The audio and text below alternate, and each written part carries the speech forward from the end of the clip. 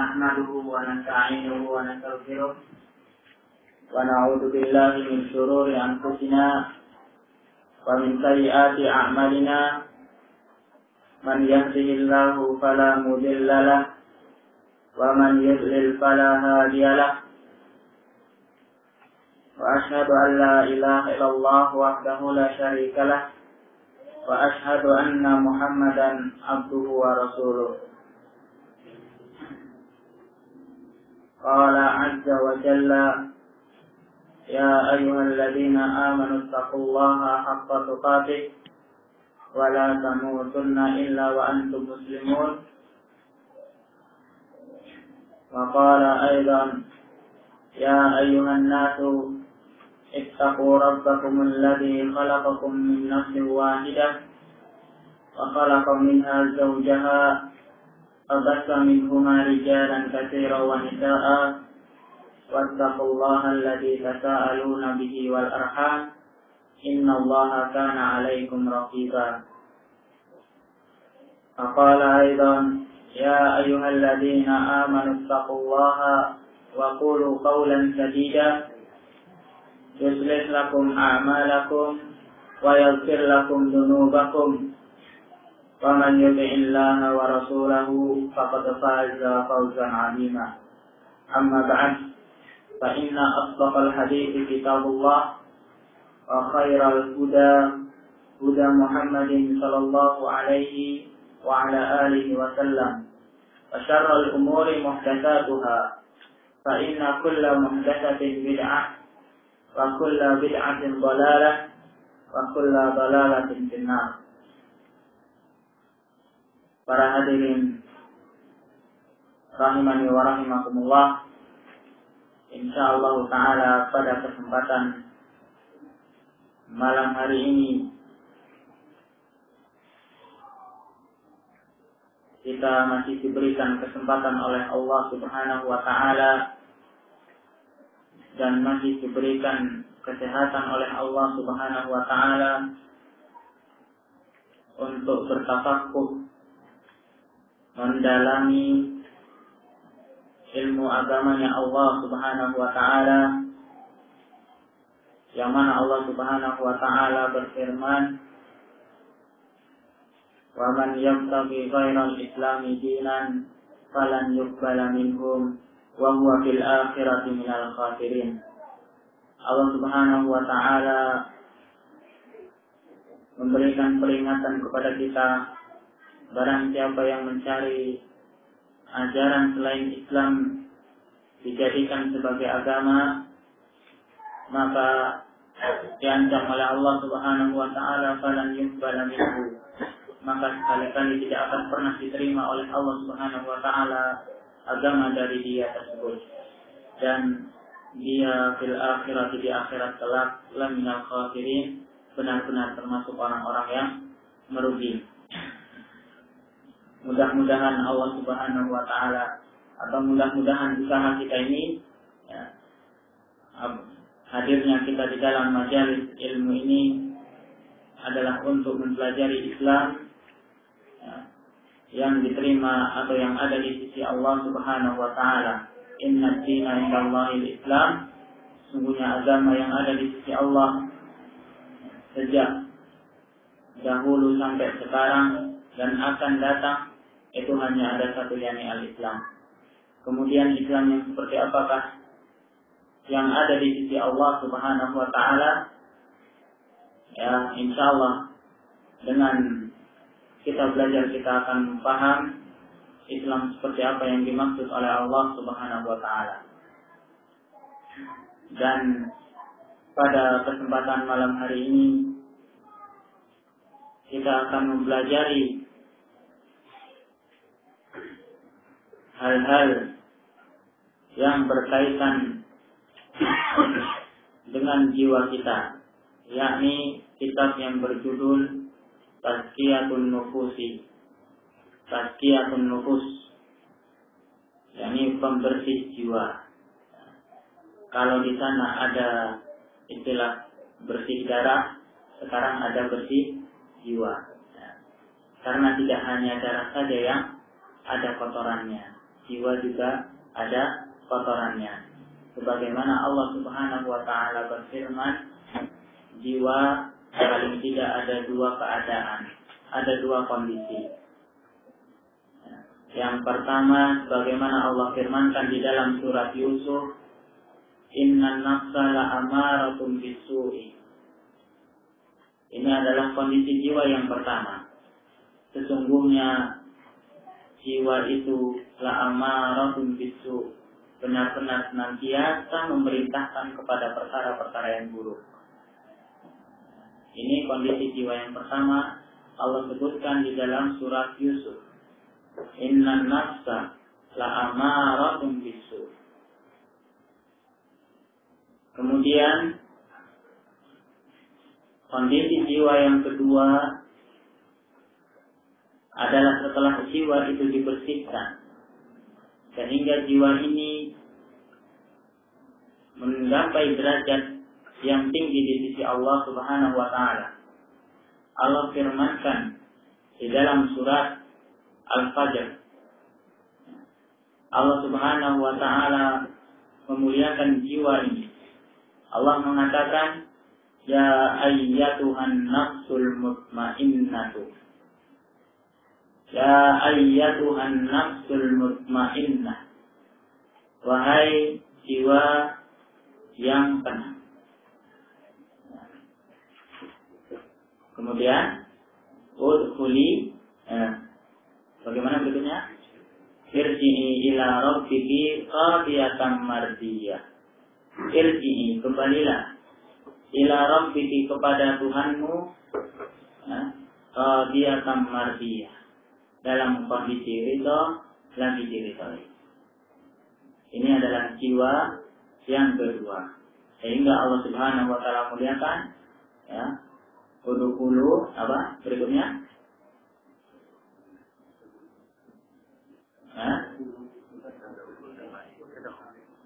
Berikutnya, udkhuli fi ibadi wadkhuli jannati. Ya, masuklah kalian ke dalam hamba-hambaku, masuklah kamu ke dalam surgaku.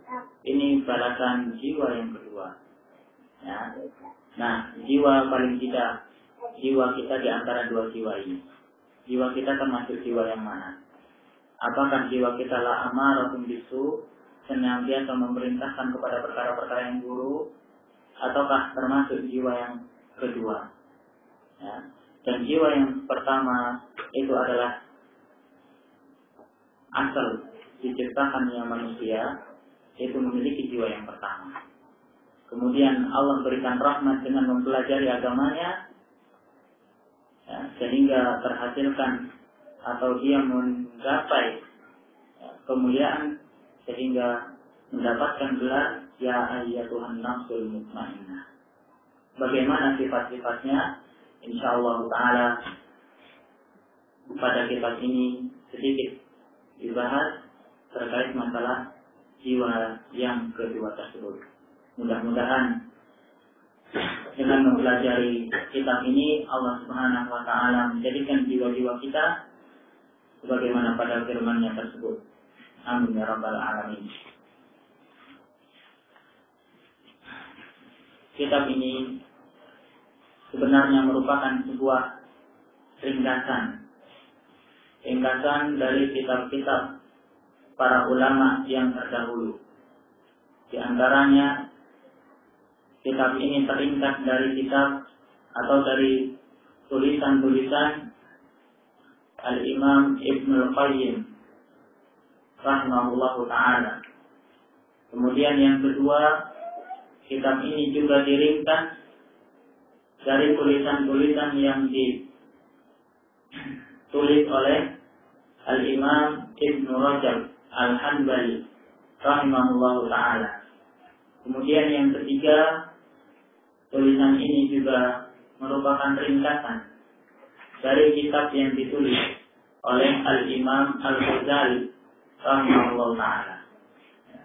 Al-Imam Al-Ghazali rahimahullahu ta'ala semasa hidupnya diwarnai dengan berbagai macam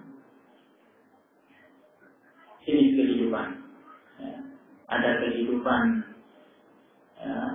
sejenis sufia, dan pada beliau ketika masuk sufia, beliau menjadi imam. Kemudian masuk lagi pada kehidupan ahlul kalam. Ketika masuk pada kehidupan ahlul kalam, Imam Al-Ghazali menjadi imamnya dan membantah habis terhadap sufia.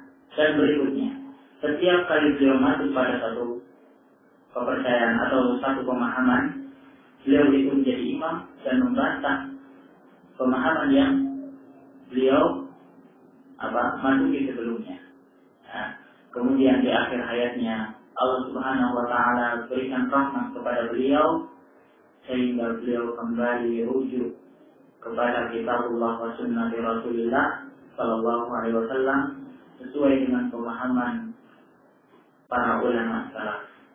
Sebagaimana pemahamannya para sahabat tabi'in dan atba'ut tabi'in. Alhamdulillah. Insyaallah taala kita akan mulai baca pada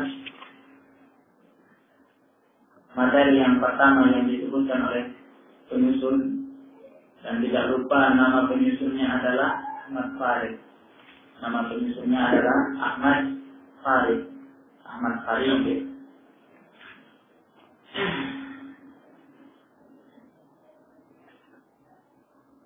Pada pelajaran yang pertama ini beliau membawakan sebuah bab bagaimana tertera pada lembaran yang ada pada diri kita.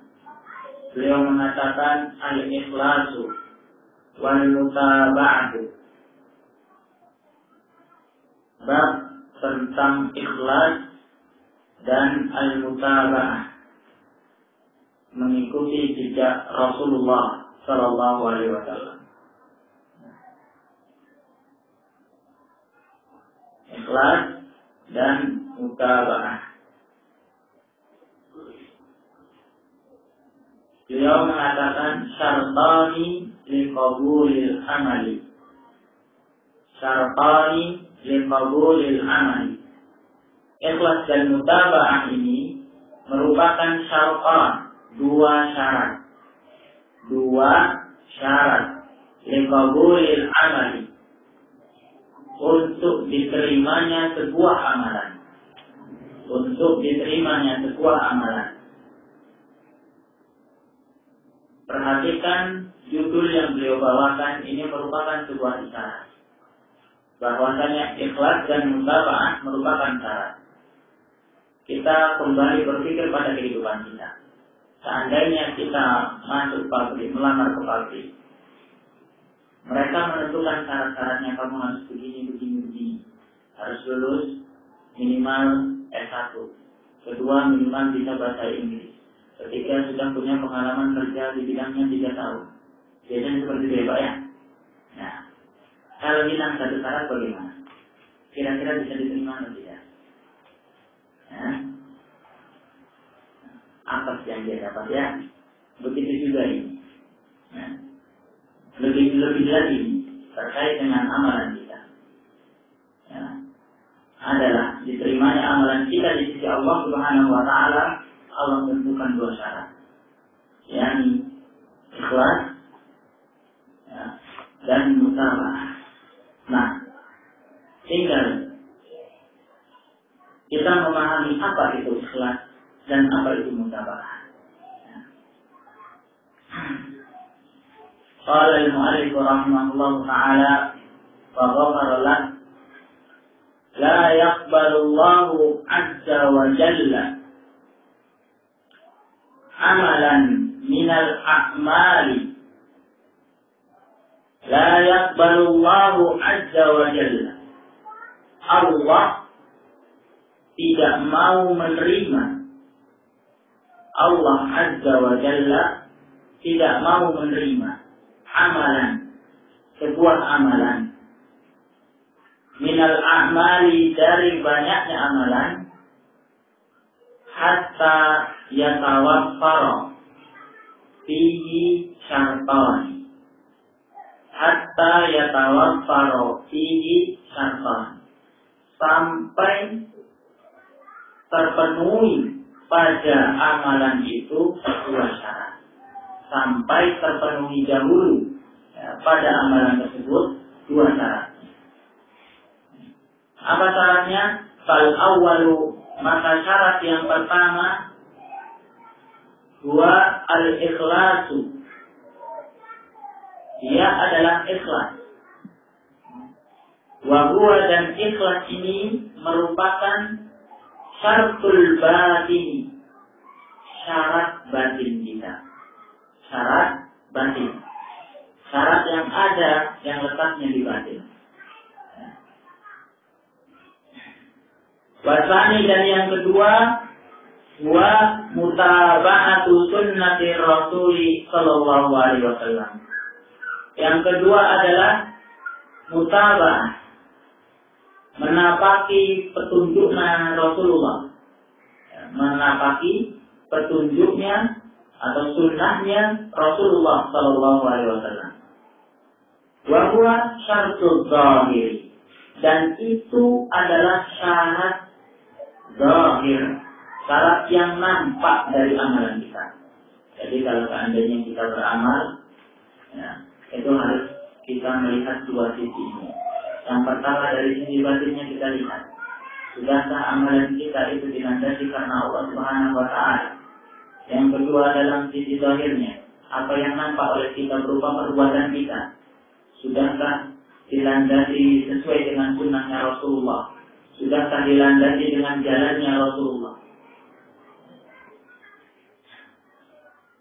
Wadalla ala hadal makna, wadalla ala hadal makna kitabullahi al-munazzalu wa sunnatun nabiyyi al-mursalu. Wadalla ala hadal makna, dan telah menunjukkan terhadap makna ini, yakni dua syarat di atas, kitabullah al-munazzal, yang diturunkan kepada kita, wa sunnatun nabi, dan sunnahnya Nabi, hadisnya Nabi sallallahu alaihi wasallam, al-mursalu, yang didatangkan kepada kita, yang diutuskan kepada kita. Qala Allah Ta'ala, qala Allah Ta'ala, Allah yang maha tinggi berfirman, alladzi khalaqal mauta wal hayata liyabluwakum ayyukum ahsanu amalan. Dialah Allah Subhanahu wa Ta'ala yang telah menciptakan al-mauta, adanya kematian. Jadi kematian itu tidak di tangan seseorang. Wal hayata, dan yang menciptakan adanya kehidupan. Liyabluwakum, tujuannya Allah menciptakan kita hidup, menciptakan di antara kita ada yang meninggal. Liyabluwakum, supaya Allah menguji kalian, ayyukum, siapakah di antara kalian ahsanu, yang paling baik. Apanya yang paling baik? Rumahnya, bajunya, mobilnya, motornya? Lah, paling baik amalan. Itu kita diciptakan oleh Allah Subhanahu wa Ta'ala, supaya Allah uji kita, siapakah di antara kita yang paling baik amalannya. Bagaimana maksudnya paling baik amalannya? Diukur dengan apa kebaikan sebuah amalan? Dijelaskan oleh ulama. Wa qala al-Fudail ibn Iyad, qala Fudail ibn Iyad, Fudail ibn Iyad berkata berkaitan dengan ayat di atas, wa akhlasuhu wa aswabuhu, amalan yang paling baik adalah akhlasuhu, amalan yang paling ikhlas untuk Allah, karena Allah Subhanahu wa Ta'ala. Wa aswabuhu, dan amalan yang paling benar. Dilanjutkan oleh beliau, fa innal amala idza kana khalisan, walam yakun thawaban lam yuqbal. Fa innal amala, maka sesungguhnya suatu amalan, sebuah perbuatan ibadah, tidak kana khalisan, jikalau amalan itu karena ikhlas karena Allah Subhanahu wa taala. Kita berzikir 1000 kali la ilaha illallah, 100.000 kali setiap malam, atau membaca subhanallah 500.000 kali misalnya, ila akhirnya dari amalan-amalan yang ada. Tapi walam yakun suwaran, amalan tersebut tidak benar, tidak sesuai dengan petunjuk Rasulullah, maka lam yuqbal, belum bisa diterima.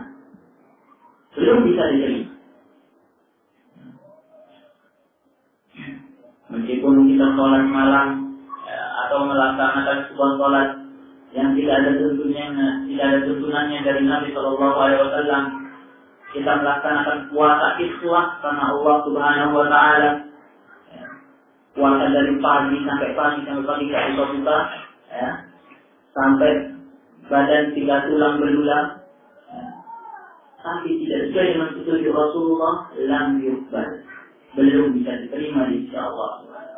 Apa yang dia dapat lebih dan sabar, tidak sampai menoleh, ya badan, kasihan. Wa idza kana shawaban wa lam yakun khalisan, wa idza kana shawaban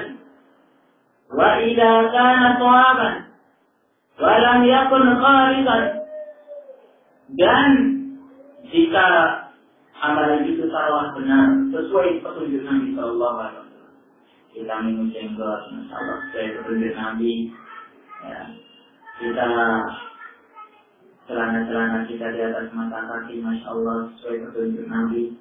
Tapi walam yakun khalisan, kita amalan itu tidak ikhlas karena Allah. Kita minum jenggot supaya istri kita ridho, ya. Celana kita di atas mata kaki supaya sama dengan teman-teman kita, ya. Maka lam yuqbal, kata beliau rahimahullah, itu juga belum bisa diterima, ya. Atau sholat kita khusyuk, masya Allah, sholat kita sudah pakai gamis, sudah pakai sarung, sudah pakai koran suah putih, sudah kayak haji dulu, ya. Akan tetapi, ya, bahkan syaratnya, rukun-rukunnya, bacaannya, hatta bacaannya pun sampai tajwidnya, masya Allah, bismillah, ya. Sinnya itu sesuai makhraj betul, bismillah. Tapi kenapa dia begitu? Di sampingnya ada calon mertua, ya. Di sampingnya ada calon mertua, ya. Hati-hati, terancam lam yuqbal, belum bisa diterima di sisi Allah Subhanahu Wa Taala.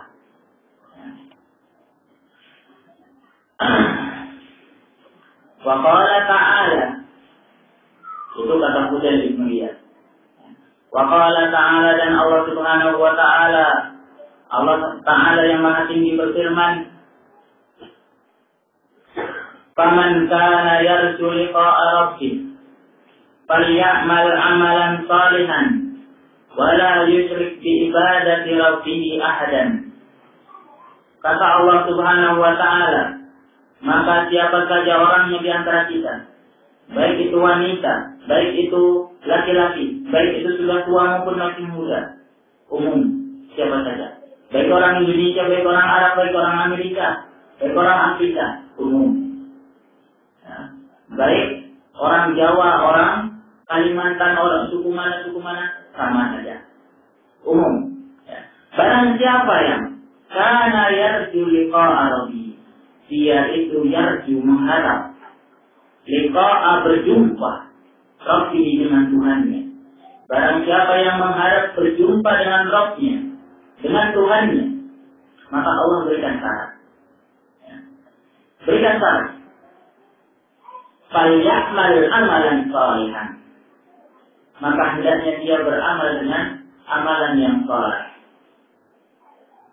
Wala yusyrik bi ibadati rabbih ahadan, dan hendaknya dia tidak menyekutukan ahadan seseorang pun ibadati, di dalam beribadah Rabbi kepada Rabbnya. Maka perhatikan di sini Allah Subhanahu wa taala memberikan syarat kepada kita kalau kita ingin bertemu dengan Allah Subhanahu wa taala. Cukup 2 syarat, tidak terlalu banyak. Pertama, kita beramal saleh, yang kedua kita tidak menyebutkan Allah Subhanahu wa taala alias ikhlas. Ya. Bayangkan bagaimana kalau kita mau bertemu dengan presiden. Syaratnya apa saja? Ya, tidak begini ya, banyak sekali. Nah, atau kita mau bertemu dengan seorang gadis yang kita cintai misalnya. Bapak mertua memberikan syarat, kamu kesini harus pakai mobil Avanza saya. Kamu kesini harus bawa bulan 1 kilo. Harus bawa ini dan itu. Kira-kira diberi apa ya? Masya Allah ya, tanpa rasa berat. Bahkan amat ringan sekali untuk membawa mobil Avanza. Ya, mobil-mobilannya tapi ya, bukan mobil benerannya. Ya. Bagaimana kalau kita ingin berjumpa dengan Allah Subhanahu wa taala? Yang mana ya, para hadirin rahimani wa rahimakumullah barakallahu fikum, bahwasanya berjumpa dengan Allah Subhanahu wa taala itu adalah kenikmatan yang paling besar dan tidak ada kenikmatan yang sebanding dengan berjumpa dengan Allah Subhanahu wa taala. Bahkan diceritakan penduduk surga ketika ditunaikan semua hak-hak mereka di surga, ditanya oleh Allah Subhanahu wa taala, apakah kalian masih ingin kenikmatan yang lain? Kata penduduk surga, ya Allah, kenikmatan apa lagi yang lebih nikmat dari ini? Dari surga yang Allah Subhanahu wa taala berikan. Penduduk surga sudah menyangka tidak ada kenikmatan yang lebih besar daripada apa yang Allah berikan di dalam surga. Kemudian Allah Subhanahu wa taala buka tabirnya, sehingga mereka bisa melihat Allah Subhanahu wa taala. Kemudian mereka lupa terhadap kenikmatan-kenikmatan surga. Tidak ada bandingannya kenikmatan berjumpa dengan Allah Subhanahu wa taala. Allah cuma tentukan 2 syarat saja, tidak banyak-banyak. Kita tidak diperintahkan oleh Allah untuk bawa mobil Avanza kepada Allah.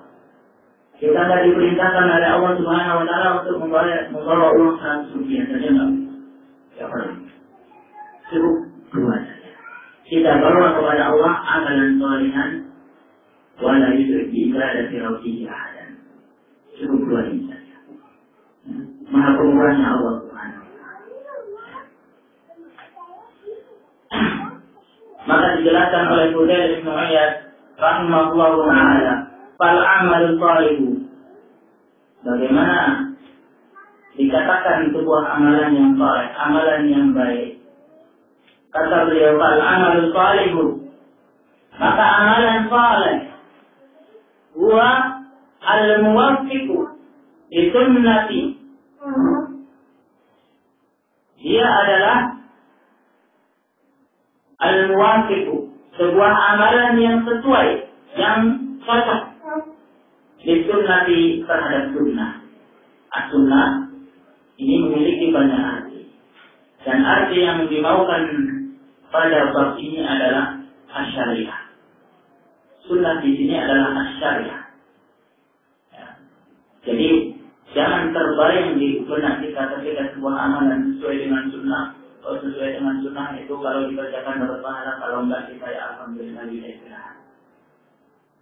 Tidak seperti itu ya. Ketika di dalam bab seperti ini as-sunnah itu diartikan dengan ya, as-syariah, yaitu apa-apa yang disyariatkan oleh Allah dan Rasulnya. Segala sesuatu yang disyariatkan oleh Allah dan Rasulnya. Jadi selama amalan kita itu belum sesuai dengan sunnah Rasulullah SAW, maka kita terancam amalan kita belum bisa diterima. Ya. Dan hendaknya kita melihat kembali amalan yang hendak kita kerjakan. Apakah amalan kita ini dilandasi dengan sunnah atau tidak? Yang kedua, wa'adamu syirki, dan tidak berbuat syirik. Jadi firman Allah Subhanahu wa taala, wala yusyrik bi ibadati rabbih ahadan, di atas itu Wa adamu syirki, dan tidak berbuat syirik. Maksudnya huwa al-ikhlas. Dia adalah ikhlas, beramal karena Allah Subhanahu wa taala semata. Qala ta'ala, Allah Subhanahu wa taala berfirman, "Wa man ahsanu dinan." Allah menantang kepada kita. "Wa man ahsanu dinan." Siapa lagi yang lebih baik agamanya, yang lebih baik amalannya? Di permana amalan. Di permana amalan. Wa man ahsanu dinan. Dan siapa lagi yang lebih baik amalannya? Mimman aslama wajhahu lillah. Mimman, daripada orang yang aslama, dia menyerahkan wajahnya kepada Allah. Yani ikhlas. Wa huwa muhsinun, dan dia juga berbuat baik. Siapa lagi yang lebih baik amalannya? Maka dijelaskan tafsirnya, aslama wajhahu lillah, fa islamul wajhi, maka menyerahkan wajah. Maksudnya dia adalah al-ikhlasu, ikhlas. Wal ihsanu, dan yang namanya muhsin, ahsana yuhsinu ihsanan, muhsinun. Orang yang berbuat baik, apa maksudnya? Wal ihsanu, dan yang namanya ihsan, huwa mutaba'atu sunnatin Nabi sallallahu alaihi wasallam. Dia adalah menapaki sunnahnya Nabi sallallahu alaihi wasallam. Mengikuti sunnahnya Nabi sallallahu alaihi wasallam. Itu cukup dua syarat yang ditentukan oleh Allah Subhanahu wa taala agar kita bisa berjumpa dengan Allah Subhanahu wa taala. Nah, dan perlu dipahami bahwa bab ini para ulama senantiasa mendahulukannya. Bab ini senantiasa para ulama mendahulukannya. Kenapa? Karena dengan dua perkara ini kita dapat merealisasikan firman Allah. Kita bisa mewujudkan firman Allah. Kita bisa melaksanakan perintah Allah Subhanahu wa taala yang mana kita baca tadi. Ya ayyuhalladzina amanu taqullaha haqqa tuqatih wa la tamutunna illa wa antum muslimun. Wahai orang-orang yang beriman. Kira-kira orang yang beriman sudah bertakwa atau belum ya Pak ya? Sudah ya. Akan tetapi kenapa Allah perintahkan suruh bertakwa lagi? Yani untuk terus-menerus bertakwa kepada Allah. Bukan berarti Allah memerintahkan takwa kepada orang yang beriman. Saya sudah beriman kok masuk takwa lagi. Saya sudah takwa kok suruh takwa lagi. Ya. Kita kalau misalnya kita sedang belajar, ya, sama guru kita atau sama bapak kita, nah terus belajar. Belajar nah, sudah belajar Pak. Apa sih itu belajar lagi? Ya. Tapi Allah Subhanahu wa taala memerintahkan memanggil orang-orang yang di hatinya ada seperti keimanan. Wahai orang-orang yang beriman, bertakwalah kalian senantiasa kepada Allah Subhanahu wa taala dengan sebenar-benarnya. Wa la tamutunna illa wa antum muslimun. Dan jangan sampai kalian meninggal kecuali kalian dalam keadaan muslim.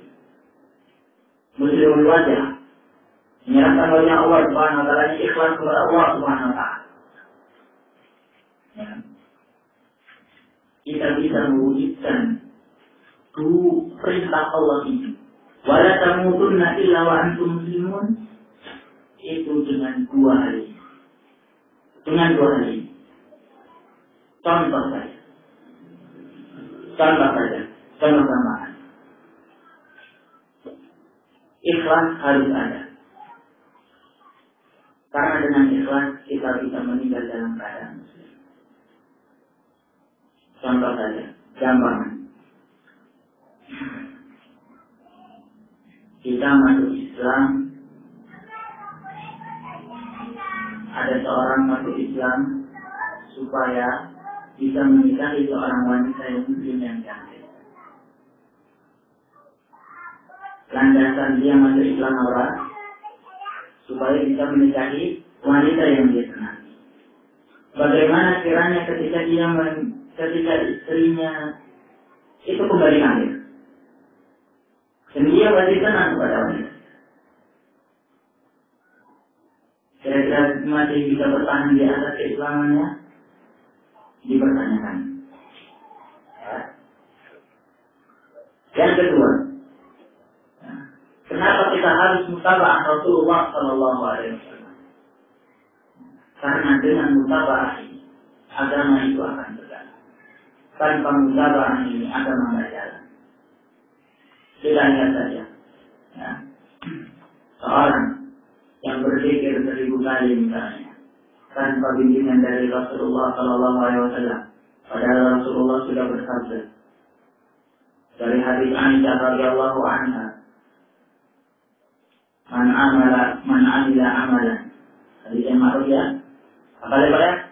Nah, man amila amalan laisa alaihi amruna. Barang siapa yang mengamalkan sebuah perbuatan laisa alaihi, yang mana tidak ada di atas perbuatan tersebut amruna. Amr ini bukan perintah, ini urusan. Ya, tidak ada yang syariatnya dari kami, dari Rasulullah Sallallahu Alaihi Wasallam. Pangguaratun maka dia itu tertolak.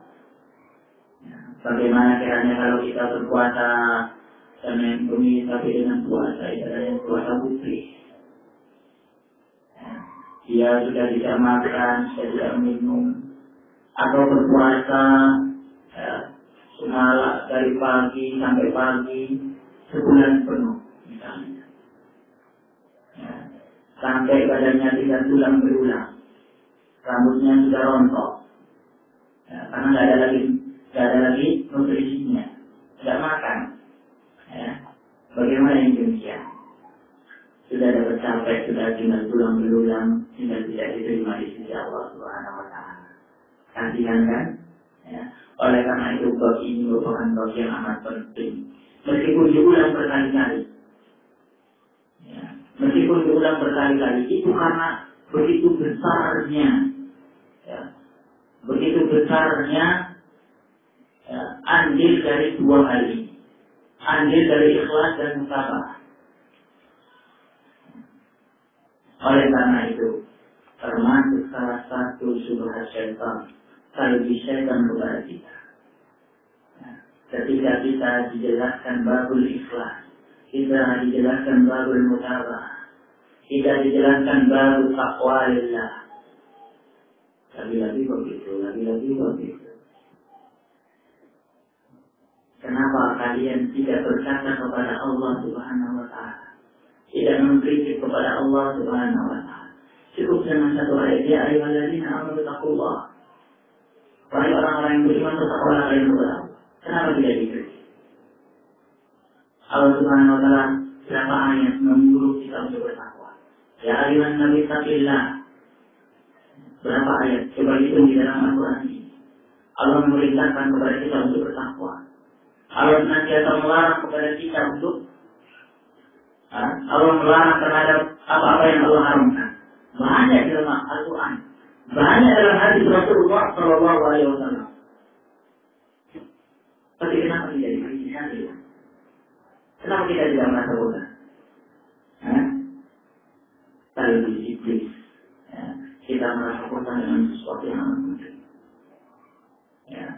Justru dengan Allah Subhanahu Wa Taala mengulang-ulang kepada kita supaya Allah bertakwa, supaya kita bertakwa kepada Allah, bukan Allah yang bertakwa ya, supaya kita bertakwa kepada Allah Subhanahu Wa Taala.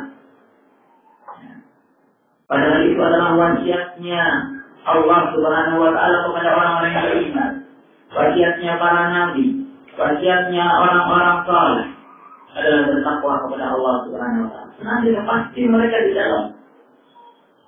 dalam surat-surat mereka kepada satu orang yang lain.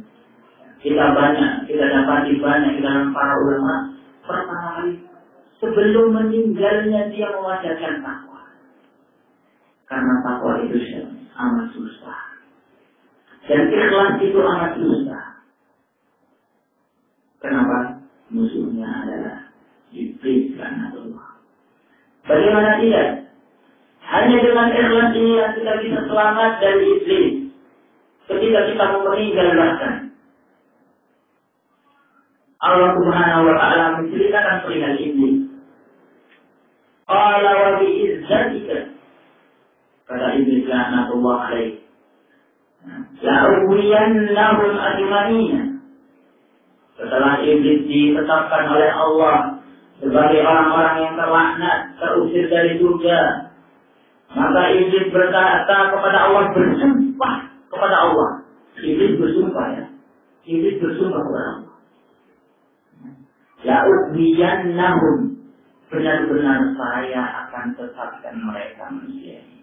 Ajma'ina, kata iblis. Semuanya sebagai penguatnya.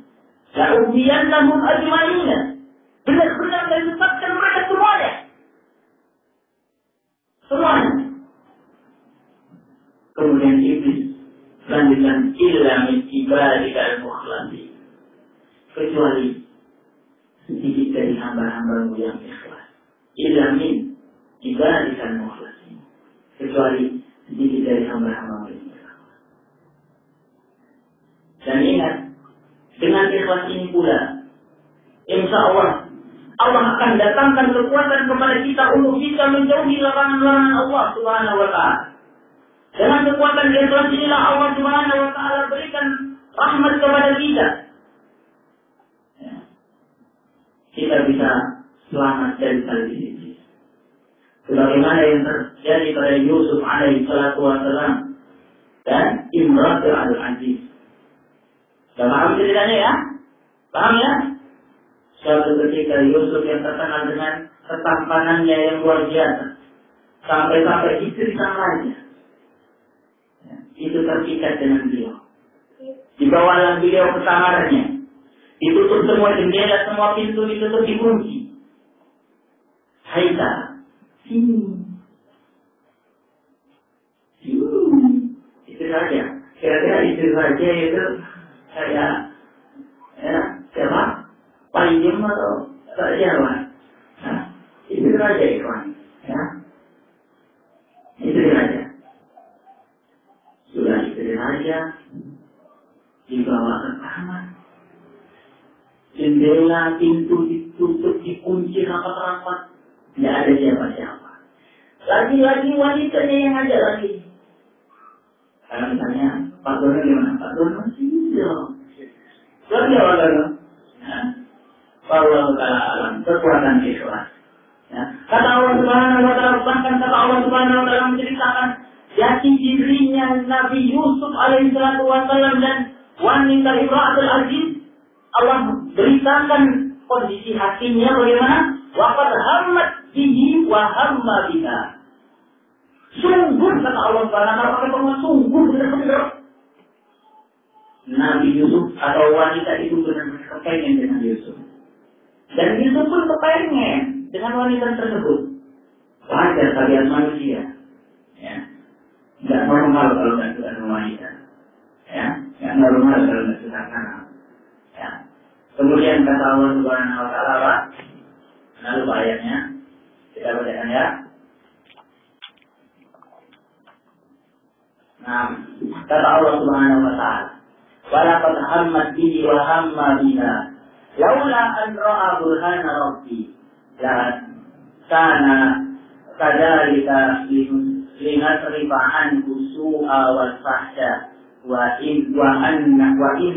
innahu min ibadina al-mukhlasin.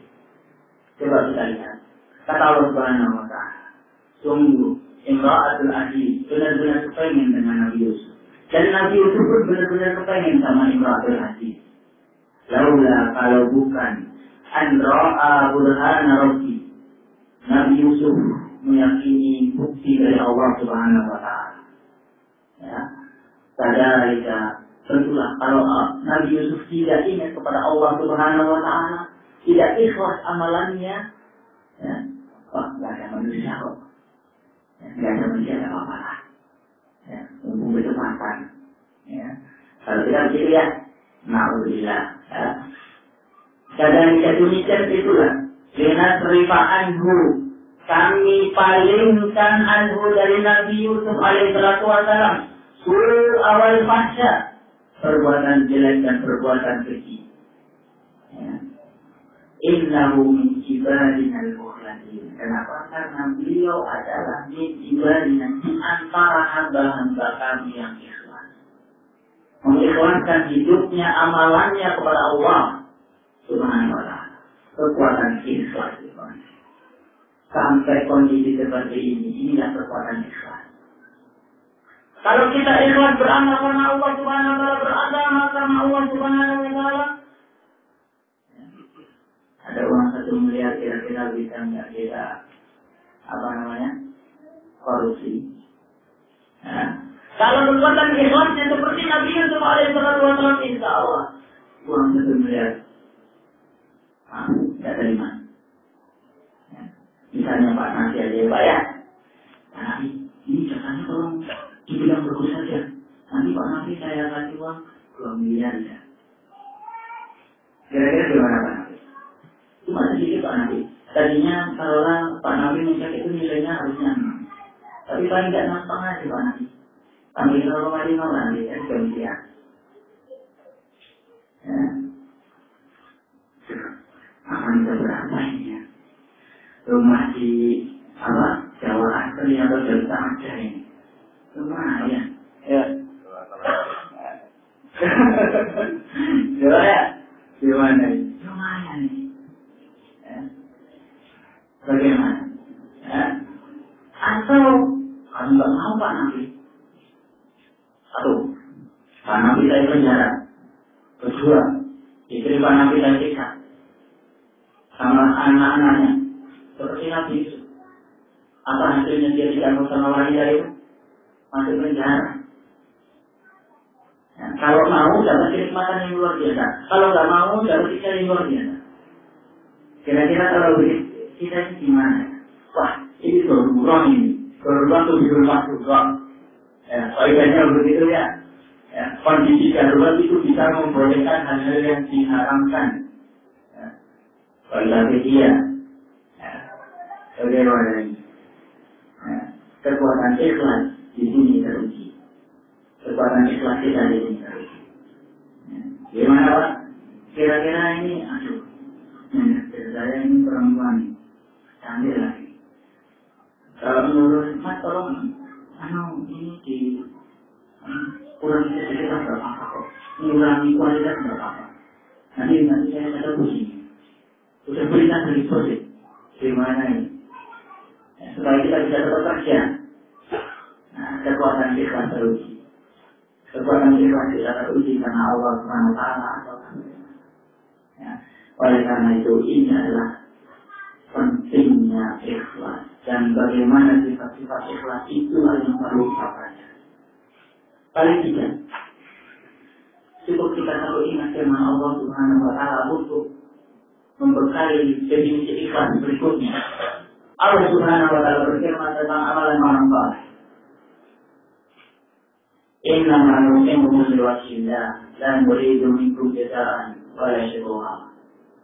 Allah Subhanahu wa ta'ala berkata, Inna ma'nusimukum, saya ingin memberi makan kepada kalian itu dia seorang saleh ini memberi makan kepada orang kafir.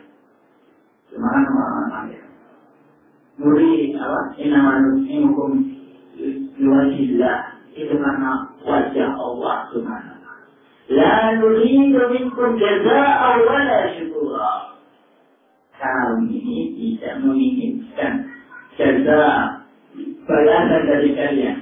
Wala syukuran, dan tidak boleh ucapan terima kasih dari kalian. Bagaimana sekarang ujian lagi untuk kita? Satu pertanyaan, bagaimana kalau kita sudah mendidik putra-putri kita dari bayi sampai umur 30 tahun? Kita biayai sekolahnya dari TK sampai kuliah. Sakitnya kita biayai. Motornya kita kasih, mobilnya kita kasih, istri kita carikan, mobil kita, rumah kita buatkan. Satu ketika dia membangkang kepada kita. Saya tidak tahu diri, saya tahu terima kasih sama orang tua. Bagaimana? Kira-kira seperti itu ya? Ya, coba ya. Kira-kira seperti itu ya? Gimana firman Allah ini? La nuridu minkum jazaa'a wa la syukura. Ini ujiannya. kemudian kita ini. Makanya kata Ibnu Qayyim rahimahullah taala, untuk menjaga keikhlasan itu tidak ketika kita mau beramal saja. Justru keikhlasan itu penting kita jaga pada 3 kondisi, pada 3 waktu. Yang pertama pada waktu sebelum kita beramal. Pada Ibnu Qayyim di dalam kitab Miftah dan Sa'adah insyaallah taala. Kita perlu menjaga, kita perlu membetulkan keikhlasan kita sebelum kita beramal. Kita ini ketika mau sholat, gimana ya? Jadi sini ada nomor 2, kata dulu. Yang kedua, ketika kita sholat atau ketika kita beramal, pernah beramal. Misalnya di awal, masya Allah, ikhlasnya luar biasa, tidak ada orang. Ya. Tiba-tiba datang nggak tahu siapa gitu ya, sebulan 1 orang datang kita nggak tahu, kita juga nggak kenal siapa, langsung terus ketika kita beramal perlu dijaga keikhlasan. Yang ketiga, jadi yang paling penting dan paling susah adalah menjaga keikhlasan setelah beramal. Sedikit sekali orang yang selamat dari waktu yang ketiga. Menjaga keikhlasan ketika kita sudah selesai beramal. Contohnya saja seperti tadi. Atau kita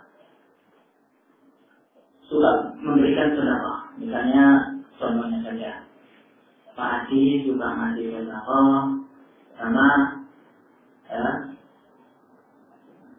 Pak Bono misalnya. Tiba-tiba suatu hari Pak Bono tak membantu Pak Haji. Pak Haji bilang, Pak Bono, sibuk istriku bener no. Pak Bono, cek Pak, aku lihat aku sibuk. Cek Bono mana ini? Kok ini orang tahu orang rum sana? Pak ini. Orang ini tak naik mobil, orang ini tak naik kolam suruh, orang ini tak naik kendali. Kata Allah, tursilu sadaqatikum bil manni wal adha. La tursilu sadaqatikum bil manni wal adha. Janganlah kalian batalkan amalan-amalan sedekah kalian bil manni wal adha, dengan mencela, memberikan mani undat-undat, wal adha, dan menyakiti hati orang yang disakiti. Kapan kira-kira ini terjadi mani wal adha? Setelah beramal. Ya banda, sedikit sekali. Maka di sini pentingnya ilmu ikhlas. Dan Ibnu Qayyim rahimahullah taala memberikan bab yang luas di dalam masalah ini dalam berbagai macam kitabnya. Faidahul Ma'an, banyak bab ikhlasnya. Baik dalam Miftah Darus Sa'adah, banyak bab-babnya. Bab khusus tentang ikhlas. Baik di dalam Al-Fawaid dan kitab-kitab yang lainnya milik Ibnu Qayyim rahimahullah. Daftarnya dalam ini insyaallah. Dan diakui oleh para ulama. Ya, Ibnu Qayyim rahimahullah. Nah, kitab ini adalah ringkasan dari berbagai macam kitab Ibnu Qayyim tersebut. Ya. Insyaallah taala, mudah-mudahan Allah mudahkan kepada kita untuk mempelajarinya. Ya. Penting sekali bukan? Penting. Ya. Wallahu taala alam shawab. Mudah-mudahan apa yang kita sampaikan ini bisa bermanfaat untuk kehidupan kita baik di dunia maupun di akhirat. Akhirul da'wana subhanallahumma wa bihamdik wa asyhadu an la ilaha illa anta wa astaghfiruka wa atubu ilaik. Alhamdulillah rabbil alamin.